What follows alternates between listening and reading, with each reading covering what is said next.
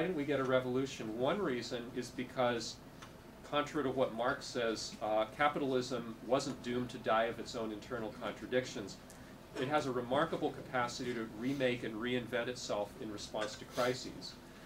What happened in the 30s was that Roosevelt stepped in, stimulated the economy, took drastic action to avoid a total bank collapse, and restored people's faith to some extent in government and in the state as a result of that.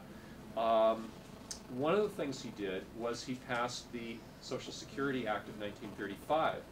That created the Social Security system. It created aid to families with dependent children, which Bill Clinton later trashed. It expanded unemployment insurance. It created a new social safety net. Disability insurance, Medicare followed from that, etc. But from a political point of view, what Social Security did is it created a whole new source of legitimacy for the state. It enabled people to look at government as not just a form of authority that was basically there to benefit the rich, but it was a vital source of economic support for everyone. And a lot of people today are hoping that Obama is going to play the same role. He's going to be the FDR for our time.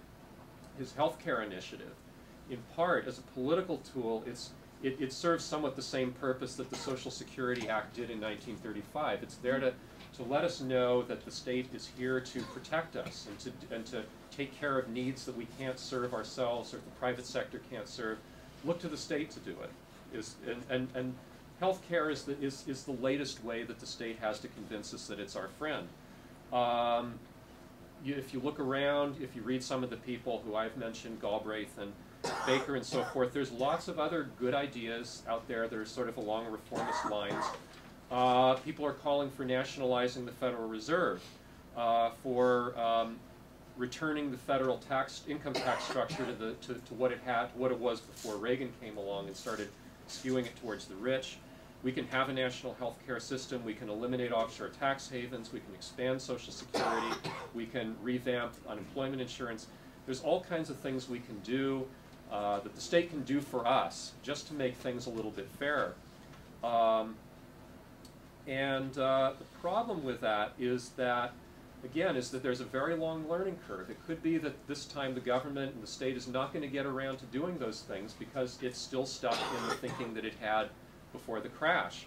You know, we've got Geithner and Summers. We're essentially trying to put Humpty Dumpty back together again and recreate the economy from before the crash. They're talking about reviving the IMF. I mean, I thought we had got beyond this a few years ago even. What's going to happen next? One problem that they've got is that a lot of the anger that we see now about the crash and about the bailout of the banks and so forth is actually anger that's been building up for a lot longer. I've been struggling for a way to describe this. I mean, the situation we have in the last couple of years is bad, but qualitatively it's not really that much different from what we've had for many years now. People, for a long time now, people have been living very precarious lives, burdened with debt, stagnating wages, risk of foreclosure, bankruptcy, can't put their kids through college. They want to join a union, but they can't because the system's rigged against it. We've got 37 million poor people in this country who've been living through 3 decades of this kind of thing. So it's been worse the last couple of years, but it's not really different qualitatively. They've been slashing the safety net for a long time. That's not news. So what we have is a crisis and an opportunity to build a new society, and we've actually got a lot of the outrage already there. We've also got a lot of the resources to do something about it.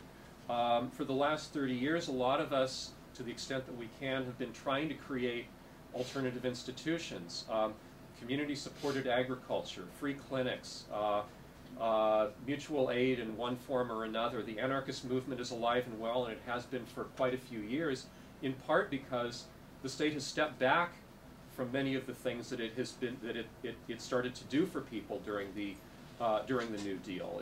We already live in a very, very different society, and so we have a lot of the resources and a lot of the processes that we need to create something better and something that's more on a more human scale.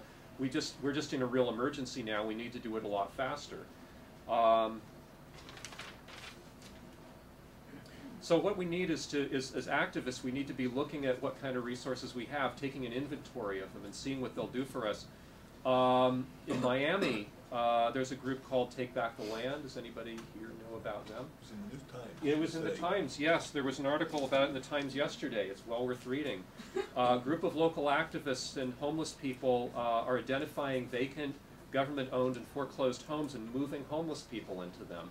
There was a group from Take Back the Homeless in this city that went down to look at what they were doing and find out how they can do it here. Take Back the Land, it's worth noting they've got 3 principles. Number 1, movement is fundamentally about land. Black people have a right to control land in their own community and use it for the public good. Number 2, development is not about buildings, paved streets, or technology. True development is about the lives and potential of actual people. And then my favorite, the government is an integral part of the problem. Therefore, it cannot be depended upon to shape the solution. We've got people on the local level who are understanding that the state has stepped away. It's not taking responsibility for them, and that and that especially at a time like this, we have to do this for ourselves. Now, groups like Take Back the Land they're not explicitly anarchist, but what they're posing is a real challenge to state capitalism. A lot of conservatives are so afraid of the very idea of property being questioned that they're calling for unused or abandoned homes to be demolished, rather than let them be available to people in genuine need. Seriously, they're saying let's just tear them down. We've got too many homes, let's tear them down. Well, we don't have too many homes. We have too many homes built for rich people.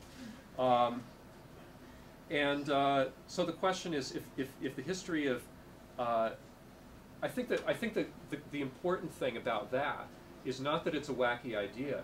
It's that a lot of very conservative people are very alarmed at the possibility of what might happen now. And if the history of the Depression is any guide, there could be a lot of violence.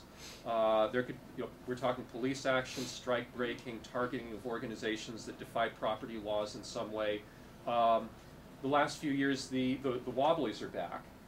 This is a very good thing. This is a radical, revolutionary labor movement. That's a good thing.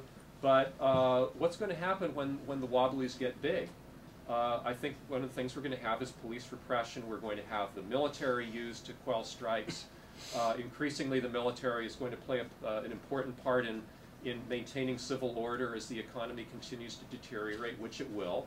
So that's a challenge we have to face. But there's a lot of ways we can look at it.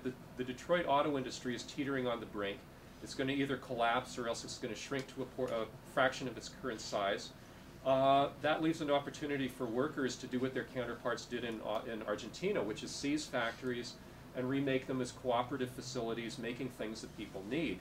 Local labor supplying local needs. But I think we can go even beyond this a little bit if we're looking for solutions. Direct action is a good thing, but what are the goals of our direct action? Is it to take over factories and continue to do the things that those factories were doing before? Or is it to do something different? There's a protest planned for this Wednesday, Tax Day, in New York at AIG's headquarters downtown, which AIG is now planning to sell so it can raise money to keep itself afloat. The protest is called by Code Pink, and they are demanding that AIG pay restitution to its victims. How about this instead? Instead of demanding that, which AIG probably can't do, and they can probably tie it up in the courts for years, why don't we demand the AIG building itself? Why don't we say, we want that building.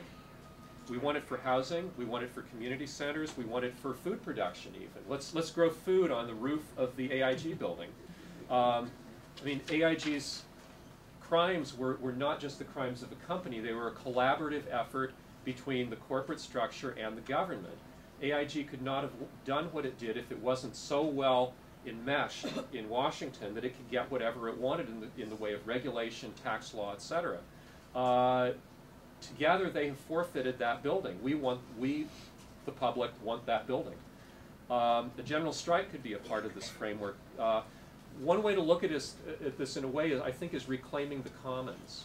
The commons you can think of in all kinds of ways. It's land, it's social services that have been privatized, it's all sorts of things that we need as a community to support ourselves and to create a livable world and lives of dignity that have been privatized or have been appropriated.